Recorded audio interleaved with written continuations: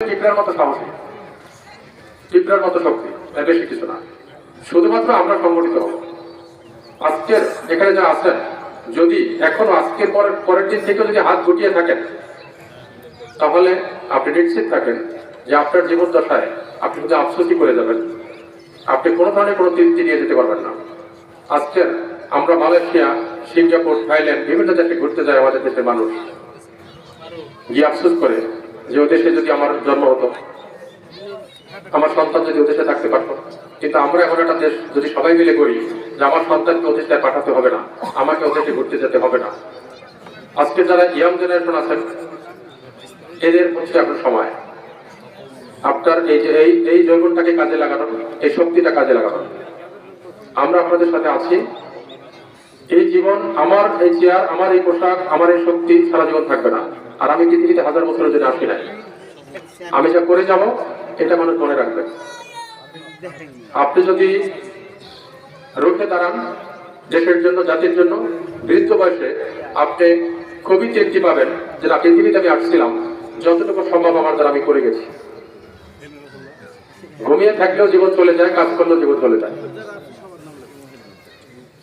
তো আমি আশা করব আজকের যে কথাগুলো আমি বললাম, এর আলোকে এখানে একটা কমিটি হবে, অপরাধ বিরোধী নাগরিক কমিটি। এই কমিটিতে যারা বিভিন্ন রাজনৈতিক পদে আছে, কার্যকর কমিটিতে তারা থাকবে না। কার্যকর কমিটিতে থাকবেন সাংবাদিক, অ্যাডভোকেট, শিক্ষক, ছাত্র, স্থানীয় গণ্যমান্য ব্যক্তিবর্গ। এবং এই কমিটির উপদেষ্টা হবেন বিভিন্ন রাজনৈতিক দলের নেতৃবৃন্দ। বিভিন্ন রাজনৈতিক দলের ওয়ার্ডের নেতৃবৃন্দ হবে ওয়ার্ডের উপদেষ্টা, ইউনিয়নের নেতৃবৃন্দ হবে ইউনিয়নের উপদেষ্টা, এবং আমি নিজে একজন উপদেষ্টা। উপদেষ্টা এবং কার্যকর কমিটির সমন্বয় করে আমরা এই সমাজকে সুন্দর করার জন্য কাজ করব। আমরা, এটা একটা সুযোগ, 5 তারিখের আগে এই সুযোগটা আমাদের হাতে ছিল না। আমার কলিগ বলে গেছেন 5 তারিখের আগে পুলিশের কিছু কর্মকাণ্ডে আপনারা অনেকেই জানেন না। 6 তারিখে আমি ঢাকায় অনেক বড় বড় দায়িত্ব আল্লাহ আমাকে দিয়েছিল, যাতে পুলিশকে সংগঠিত করে আবার আইন শৃঙ্খলা ডিউটিতে আনা যায়, এর একটা ভূমিকা ছিল। এবং এই রাষ্ট্র যাতে আরেকটা বিশৃঙ্খলা না হয়, একটা প্রাণও যাতে আর না যায়, এই জন্য রাষ্ট্রের অনেক বড় একটা দায়িত্ব আল্লাহ আমাকে দিয়েছিল, সেটা আমি করার সুযোগ পেয়েছিলাম।